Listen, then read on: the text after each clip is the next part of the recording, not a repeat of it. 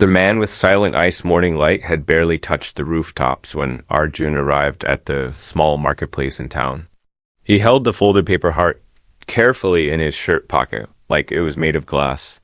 He had walked 3 miles, barefoot, the stones on the road sharp against his skin, but he didn't mind. He had one purpose, to sell his hand-drawn cards and earn enough to buy a small gift for his mother. Arjun was 10, but his eyes looked older. They carried a quiet heaviness, like someone who had already learned what it meant to carry the weight of someone else's happiness. The idea of buying something for his mother, something she wouldn't expect, had become the fire that lit his tiny body from the inside. Every coin mattered. Every kind word from a stranger gave him hope. Every rejection, though painful, only made his resolve stronger. The market buzzed with life. Vendors shouted over each other, goats bleated nearby, and the scent of fried snacks mingled with the aroma of fresh jasmine garlands. Arjun found a small corner near the old tea stall and laid out his cards on a piece of cloth. They were made from recycled paper, magazine clippings, and anything he could find. Each one had a simple message written with care. You are loved. You are enough. Thank you for everything. Some people smiled as they passed. A few bent down to look, but most just walked on down a man selling vegetables next. To him looked down and said, You think someone will buy those? This isn't a gift shop, boy. Arjun didn't reply.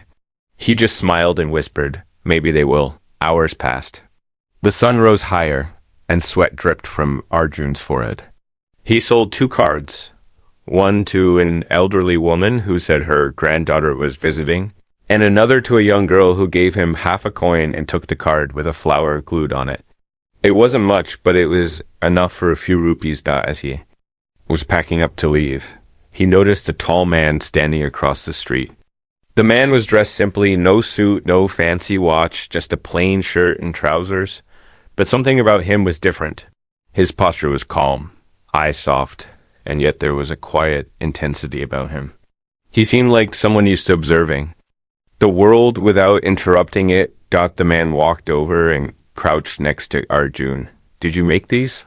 He asked, picking up a card with a small heart drawn on it. Arjun nodded, suddenly feeling shy. They're for Amma. For anyone who wants to give something nice to Amma. The man looked at the card for a long time before saying anything. What are you saving for? Arjun hesitated, then replied in a whisper, My mother. She works so much. She stopped smiling. I want to buy her a gift. Something small. Something she can hold and know she is loved. The man didn't smile or frown. He just looked into Arjun's eyes for a moment. Then he said, Come with me. Arjun blinked. Where? Just a few steps, the man said.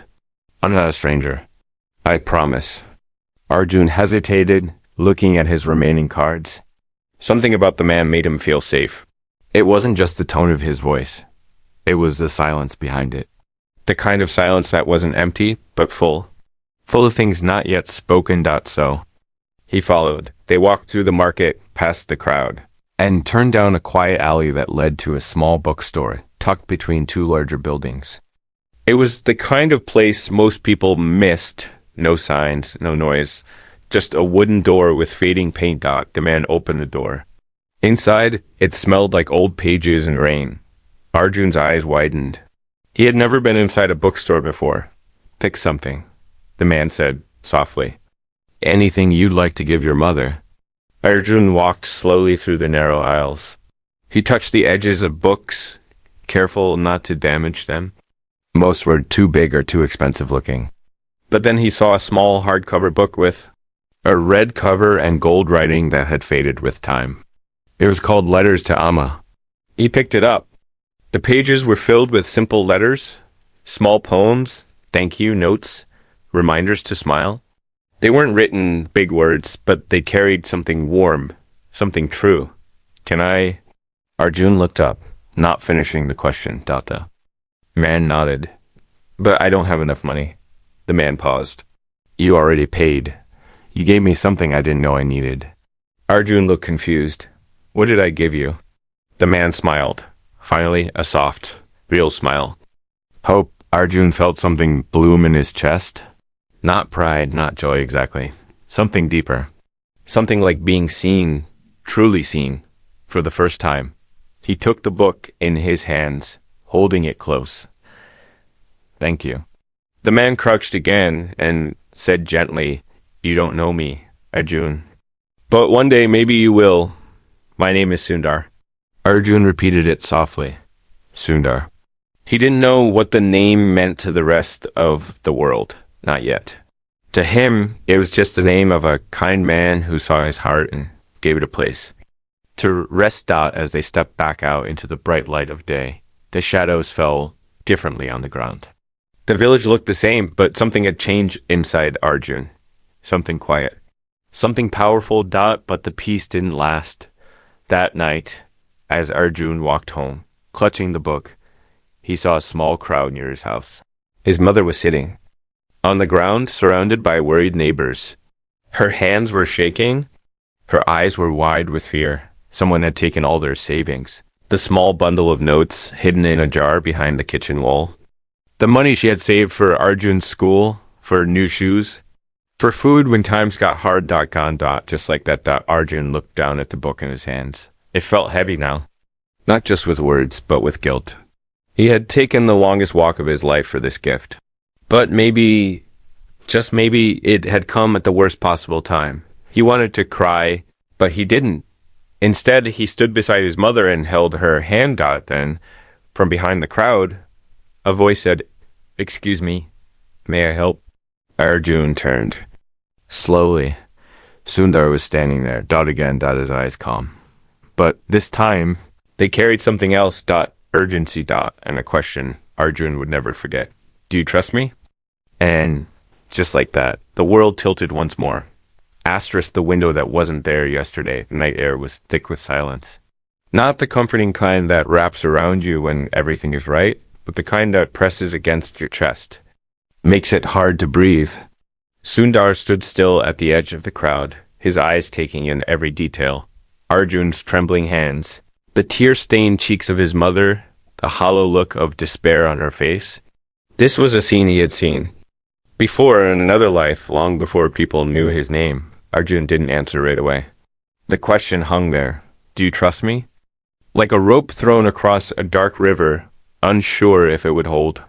His mother looked up at Sundar, then at her son. Who is he? She whispered, her voice cracking like dry leaves underfoot. Arjun opened his mouth to speak, but nothing came out. Sundar took a step forward. He knelt next to them and spoke gently. My name is Sundar. I'm here because Arjun reminded me of something I forgot a long time ago. Someone in the crowd muttered, He looks familiar. But no one could place him exactly. To them, he was just a stranger who had appeared twice in one day, once in the market. And now, at the doorstep of a tragedy. Sundar looked at Arjun's. Mother, may I come inside? He asked. She hesitated. She had no reason to trust this man. Her savings were gone, her hope shattered, and now this polite stranger wanted to enter her home. But something in his voice, something in his eyes, made her nod. Inside. The small house felt even smaller. The walls, once full of laughter and evening songs, now echoed with emptiness. The cupboard doors hung open. The clay jar was on the floor, broken. The corner where she used to keep her poetry notebook sat untouched. As if even words had abandoned them, Sundar sat cross-legged on the floor, the same way Arjun had that morning. Tell me what happened, he said softly. Arjun's mother recounted the day, how she had returned from work and found the jar missing, how the back door had been slightly ajar, how no one had seen anything. It had happened quietly, without struggle. Whoever did it knew where to look. Sundar listened without interrupting. When she finished, he didn't offer sympathy. Instead, he asked a question that made both Arjun and his mother pause. Do you know what it means when someone steals everything but leaves your dignity behind? She looked at him, confused. No, she said. It means you still have the power to choose who you become next, Sundar said. Some people take money, others take time. But no one can take your kindness unless you give it away. Arjun's mother blinked. Something shifted behind her tired eyes. She had spent years surviving, cleaning other people's houses, folding their clothes, swallowing her pride. But kindness, that was hers. That had always been hers. Why are you here? She asked again, her voice steadier now. Sundar didn't answer directly. Instead, he reached into his pocket and pulled out a small notebook. The pages were filled with notes, scribbles, drawings, and clipped thoughts. It looked like a child had written in it, but with the intensity of someone trying to understand the world. This, he said, was my journal when I was young. When I didn't know who I'd become, when I was like Arjun. He handed it to her. Arjun leaned in to see. There were pages that read things like, "Today, I ate one full meal. It made me believe in tomorrow, and Alma smiled today. I want to collect for smiles like stars." Arjun looked at Sundar. "This is yours." Sundar nodded. "It was, but you look like someone important," Arjun said, his voice barely above a whisper. Sundar chuckled. "I am, but not for the reasons people think. I'm not important because of the position I hold or the places I've been. I'm important because I still remember who I was when I had nothing." He turned to Arjun's mother. "Would you let me help?" She didn't answer. Instead, she walked to the corner of the room, reached behind the curtain, and took out an old photo. It was of her as a young woman holding a baby Arjun in her arms. Her eyes were bright, her smile full of dreams. "I used to believe in miracles," she said quietly. "Then life taught me to stop." Sundar stood. "Then let me show." "You won." He led them outside. The crowd had dispersed, but a few curious neighbors still lingered in the shadows. Sundar pointed to the house next door, an old, abandoned structure that had fallen into disrepair. This house was owned by a woman who left for the city years ago. He said, "I bought it from her last week. I was planning to tear it down." Arjun's mother frowned. "Why are you telling us this?" "Because you're going to live in it." They stared at him. Double quotes, rent-free. He added, "For as long as you need. And tomorrow, someone will come to fix the roof, the wiring, the windows. It'll take time, but by the end of the month, you'll have a home that doesn't leak, that doesn't crack when it rains, that doesn't carry the smell of struggle." Arjun's mother dropped the photo in her hands. "Why are you doing this?" Sundar looked at Arjun. Because of a boy who made a card with a paper heart and sold it to strangers to buy joy for his mother. No one spoke for a long time. Then Arjun said something that made the air change. "I want to help build." His mother looked at him. "You don't have to." "I want to," he said. "I want to fix the windows and paint the walls. I want to fill it with laughter again." Sundar smiled. "Then we'll do it together." And so they did. In the days that followed, Sundar returned every morning. He wore no suit, no title, no hint of the world he had come from. He carried wood and bricks. He painted with Arjun, joked with the neighbors, and sat with Arjun's mother in the evenings, listening to her read poems again for the first time in years. People started noticing. Word spread. Some were skeptical, others inspired. A few even joined in, and one evening, as the sun dipped behind the trees and the new house stood freshly painted and proud, Arjun walked into the empty room that would be his. He sat by the window, but something felt different. He looked out. And there, across the street, standing alone in the twilight, was a man. His clothes were dark. His expression unreadable. He had been watching the house for days. Arjun didn't know his name, but he remembered the scar near his eye. He had seen him once before, near the market. And now he was back. Watching. Waiting. Arjun leaned closer to the window. But when he blinked, the man was gone, like a shadow that had never been there at all. Asterisk. The man with the broken watch. Nightwind whispered through the leaves, carrying secrets too quiet for most to hear. Arjun sat by the window long. After the figure had vanished, he didn't move. He didn't call out. He just stared into the place where the man had stood. There was something heavy about him, not just his presence, but the way he had watched as if the house wasn't being rebuilt, but taken apart piece by piece in his mind. Arjun didn't sleep much that night. When the morning came, he didn't tell Sundar what he'd seen. Something inside him said to wait. It wasn't fear. Not exactly. It was a feeling he couldn't name, like knowing a storm is coming, but not knowing where it would land. Sundar arrived early, as always. He brought new supplies, brushes, cloths, and a small box filled with polished stones that Arjun could use to decorate the outer wall. They spent hours working side by side, sharing stories between long silences. Sundar always had a quiet way of filling space, never loud, never demanding, just present completely and entirely. It was something Arjun had only seen in his mother. Before the world had worn her down, they painted, sanded, laughed at the streaks of blue on Arjun's nose. And for a while, the world felt right. But Arjun kept glancing toward the road. And man didn't return. Not that day. Not the next. But Arjun still didn't sleep well. And then on the third evening, he saw something strange. After Sundar left and his mother was resting inside, Arjun walked down to the well behind the village temple. He liked the stillness there. The frogs, the distant sounds of music from the homes nearby.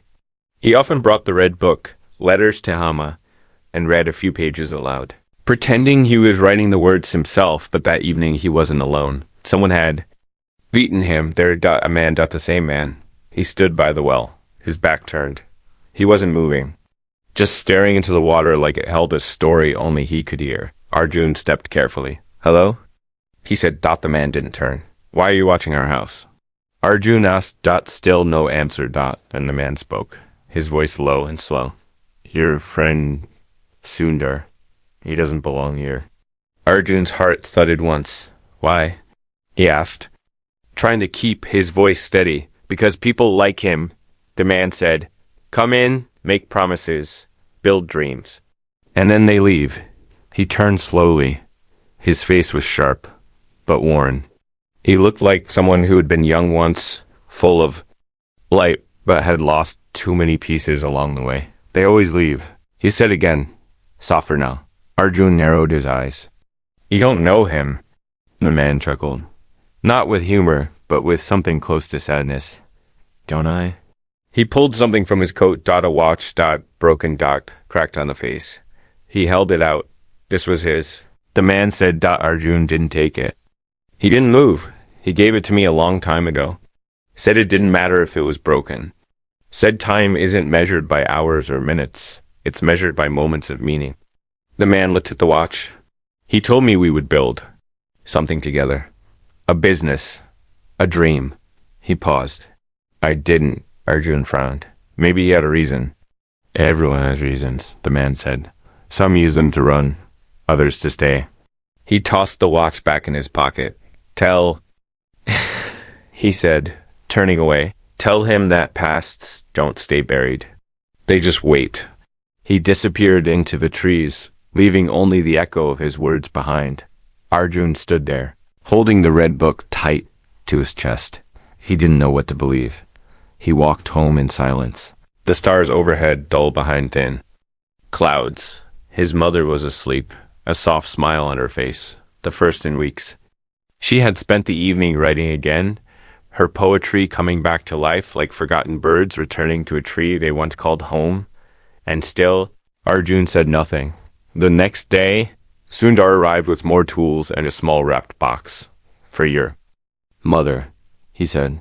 A proper gift this time, not just a house. Arjun stared at him. Where did you go before you came here? He asked. Sundar raised an eyebrow. Why do you ask?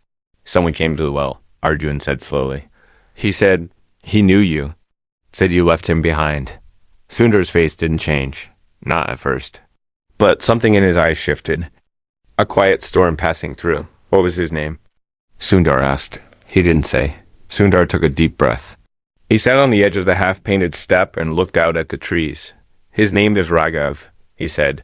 We were like brothers once, both dreamers, both hungry to change the world. We started a small project in the city, a technology center for village kids. Something to give them tools to build better futures. He paused. I left because I was offered an opportunity. One that could let me reach more people, not just one village. I told him I'd come back. I sent money. Updates. I thought it was enough. But it wasn't, Arjun whispered. No, Sundar said. It wasn't. Do you regret it? Sundar was quiet a long time. I regret not listening more. Not seeing that even the smallest places can carry the deepest hurt. Arjun sat next to him. You could talk to him, he said. I will, Sundar replied. But first, I need to finish what I started here. Arjun looked at the wrap box. Should I give this to Emma now? Yes, Sundar said, a smile returning to his face. She deserves it. They went inside. Arjun's mother opened the gift slowly, her fingers tracing the edges like she was afraid it might vanish. Dot inside was a silver pen, dot simple, dot elegant, dot, and a notebook made of handmade paper, bound in soft leather, with her name etched into the cover. Ow. She pressed the notebook to her chest, her eyes filled with tears. Why? She whispered. Because your words matter, Sundar said. And because the world is waiting to hear them. The room felt warm, filled not just with light, but with meaning. It felt like a chapter opening, a life returning. Dot, and for the first time in years, Mira began to write. Dot, but outside, far down the road, Raghav stood near the trees. Dot, watching. Dot, waiting. Dot, his hand rested on the broken watch in his pocket. Dot, and in his other hand was a letter. Dot, addressed to Sundar. Dot, folded once, sealed with dust. Asterisk, the letter no one wanted to open. To evening sky, burned orange, as if the sun itself was struggling to let go. Long shadows crept across the village lanes, stretching from tree to house, from window to face. Arjun sat by the open doorway, his feet dangling just above the ground, watching the world as if it might whisper something important. His mother was inside, writing. Not just words, but entire feelings she had buried for years. She wrote about hunger, laughter, wounds that never bled but never stopped aching. She wrote about Arjun, about loss, about how even broken days carried a kind of light. And the strange part was her hand never shook. It was steady, sure, like the words had been waiting all this time behind her ribs. Sundar had not returned yet that day, and Arjun felt the difference. When Sundar was near, the world felt anchored, not perfect, but balanced. Like someone was holding the edges of a fragile paper boat, steadying it on a wide river. Dot, but now Arjun felt the boat drifting. Dot, and somewhere down the road, Raghav was still out there. Dot, earlier that morning. Arjun had gone looking, not to confront him, not to ask questions. He just needed to see him again. To understand. Dot, he found him near the edge of the forest, sitting on a broken stone wall, fixing an old transistor radio with careful hands. He looked up when he saw Arjun, but said nothing. Arjun sat beside him without asking. They stayed like that for a while. Just the quiet between them. Dot, then Raghav spoke. Do you know why the watch broke? Arjun shook his head.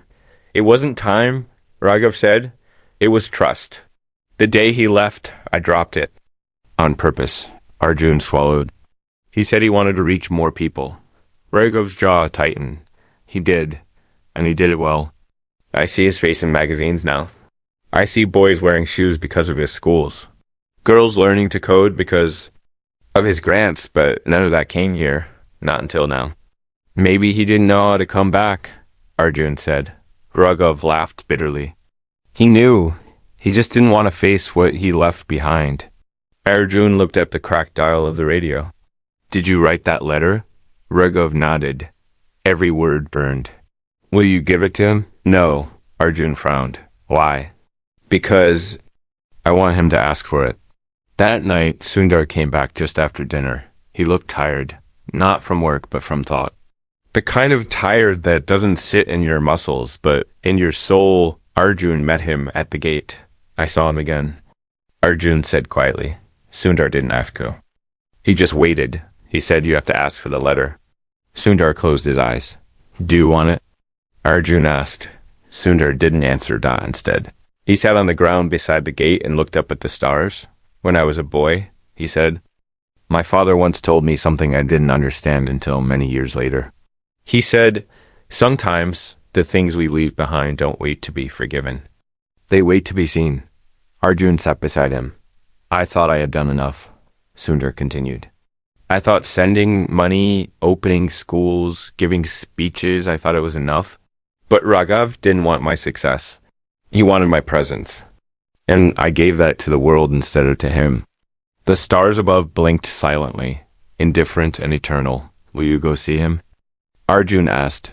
Yes, Sundar said, after a long pause. But not to ask for the letter. I'll go to ask for his time. Asterisk, asterisk, the next morning. Sundar didn't wear his usual work clothes. He dressed simply, but cleanly. The same way someone might dress for a goodbye or an apology. Arjun watched him walk down the road alone. He wanted to follow, but didn't. Some moments didn't need witnesses. Sundar found Raghav where Arjun said he would be, near the edge of the forest, by the wall. The radio crackling with faint static. Ragae didn't stand. Sundar didn't speak at first. They sat in silence for several minutes. Bird called in the distance. A dog barked. Then Sundar reached into his pocket and pulled out a photograph. It was old, faded. Two boys sitting on a rooftop, grinning, holding a cardboard sign that read, someday, the world will know our names. Sundar placed it between them. Ragav didn't touch it. I was wrong, Sundar said, not for dreaming, but for forgetting who I dreamed with. Raghav's jaw clenched. His fingers drummed against the cracked plastic of the radio. You left, Raghav said. I stayed, you climbed, I sank. I thought if I climbed high enough, Sundar said, I could reach back and pull you with me. But I see now, you didn't need pulling. You just needed me not to let go. Raghav looked at him for the first time. His eyes were filled with something raw. So why are you back now? He asked. Because a boy with a paper heart reminded me who I am. Sundar said. Raghav reached into his coat, pulled out the letter, held it between them.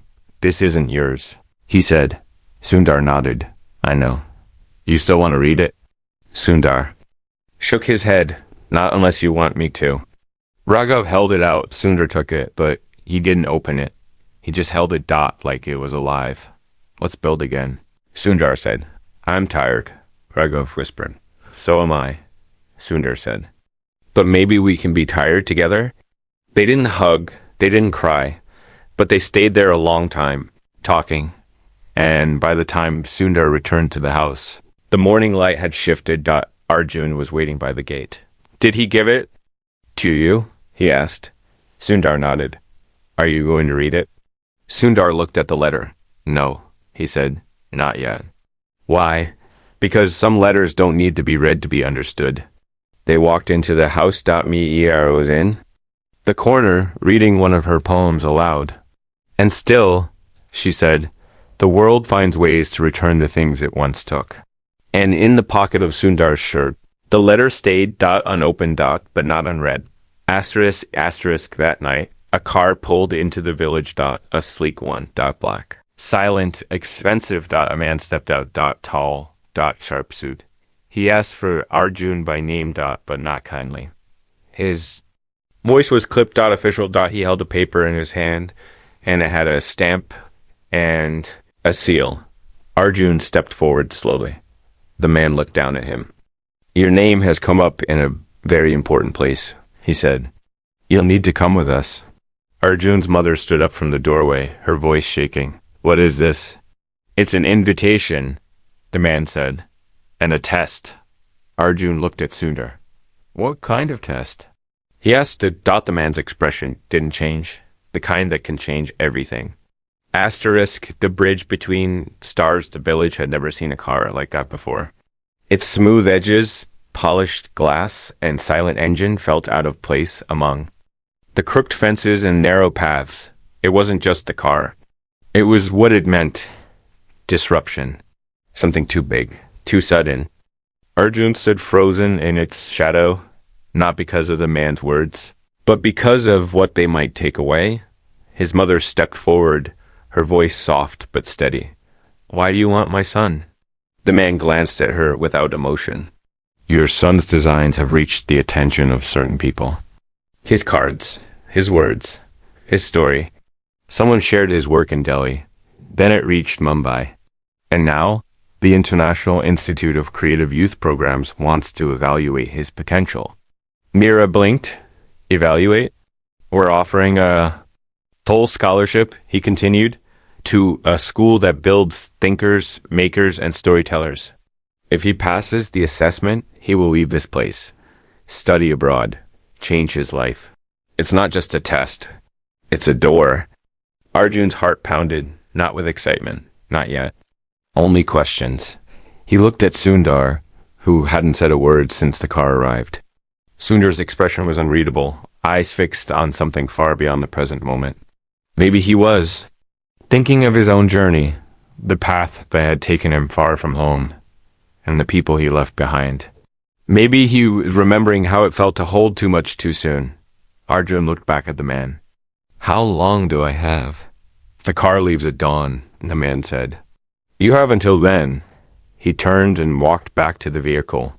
The door shut with a soft click that felt louder than thunder.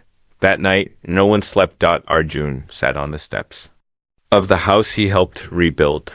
The walls were clean now, painted with laughter and fresh hope. The window he had once watched from now reflected only stars. But his thoughts weren't here anymore. They were split, stretched between the earth. Beneath his feet and something distant, glittering, unknown. His mother sat beside him, her hand on his shoulder. You don't have to go, she said. Not for me. But what if it's the only way? Arjun whispered. She didn't answer right away. Then she said, what if there's more than one way? He didn't know what she meant. Not yet. Maybe no one ever really does until it's behind them. Sundar joined them in silence. The three of them sat under the sky as the night folded into itself. Only when the first bird sang did Sundar finally speak, when I was given my chance. He said, I ran toward it. I thought it was the only door. The only way out of the hunger, the waiting, the smallness. I never looked back. And I did build something. Something good. He turned to Arjun. But do you know what I forgot? Arjun shook his head. I forgot that building something meaningful doesn't mean building it alone. He looked at Mira. Your son has something rare. Not just talent, but heart. If he chooses to go, let him go knowing he's not leaving behind broken pieces. Arjun looked between them. His mother's eyes, red from sleeplessness but full of love. Sundar's face, carved with wisdom and guilt and hope. He felt torn between two futures, one shaped by promises of distant success, the other by the quiet beauty of being needed here. He stood, walked inside, and returned with the red book, letters to Emma. He handed it to Sundar. Read the last page. He said. Sundar opened it. His hands trembled just slightly. Inside, written in Arjun's careful handwriting, was this? Dear future, I don't know where you live yet. Maybe in a city. Maybe still in this village. Maybe inside a small house with a painted wall and a window that once showed a stranger. But wherever you are, know this, I didn't walk away to escape anything. I walked to carry something forward. My mother's poems, Sundar's kindness, even Raghav's silence. I carry them all. I always will. Sundar closed the book and looked. At him. Arjun smiled. I want to go, he said softly. But I want to come back too. Mira stood and wrapped her arms around him, not with sorrow, not with fear, but with pride. Deep and full and without condition. Then go, she said. But go as you are, not as someone they expect. Asterisk, the sun was rising as the car door closed. Asterisk.